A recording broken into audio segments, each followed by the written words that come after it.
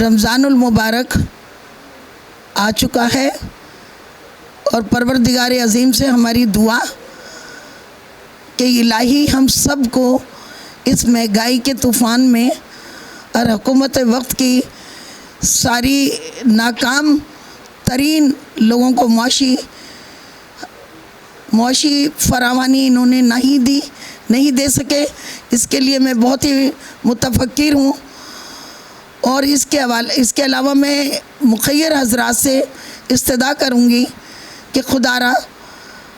اپنے حصے میں سے کچھ حصہ غریبوں کے لیے ضرور مختص کر لیں،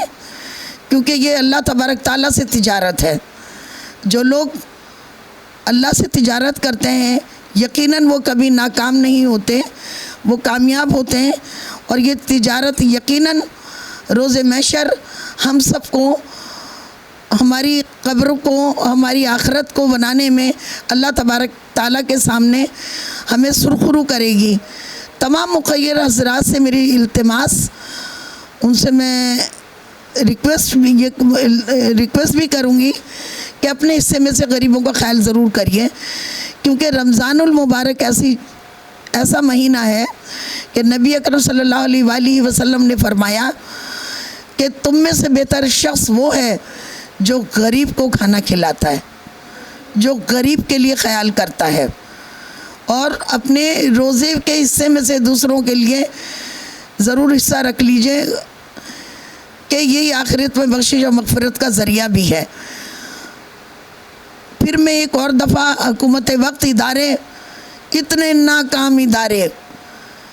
ناکام ادارے حکومت وقت آپس میں اقتدار کے پیچھے لڑتے جا رہے ہیں، ان سے کہو کہ بھائی نہ یہ دنیا تیری ہے نہ میری، نہ یہ مال تیرا ہے نہ میرا، یہ سب اللہ کا ہے۔ آج خالی ہاتھ ہی جانا ہے، مرنے کے بعد انسان خالی ہاتھ جاتا ہے، اور اللہ کے دیے ہوئے مال میں سے اگر کوئی خرچ کرتا ہے تو یقیناً وہ اللہ تبارک تعالیٰ سے تجارت کرتا ہے، اور پھر یہ بخشش و مغفرت کا ذریعہ بن جاتا ہے۔ تو ان تمام سیاستدانوں سے میں ملتمس ہوں کہ خدا را اپنی حکمت عملی کو چینج کیجئے، اپنے پاس سسٹم بنائیے، آپس کی لے دے کو ختم کر کے غریب کے گھر کو روشنی بخشیے، اور ان کے گھر میں اناج کی فراوانی پرووائڈ کیجئے، اور ان کو آپس میں یکجہتی کا مظاہرہ کریں، اور یہ نہ کریں مختلف ادارے جو ہیں کہ اندھا باٹے شیرنی اپنوں کو دے، ایسا نہ کرو۔ تو آپ کے سامنے غریب ہے، بس ان کو تمام کو غربت سے نکال کر اللہ اور اس کے رسول کے لیے کام کرو، اور رمضان المبارک میں ایک عبادت کا ثواب 70 گنا، ایک نماز کا ثواب 70 گنا،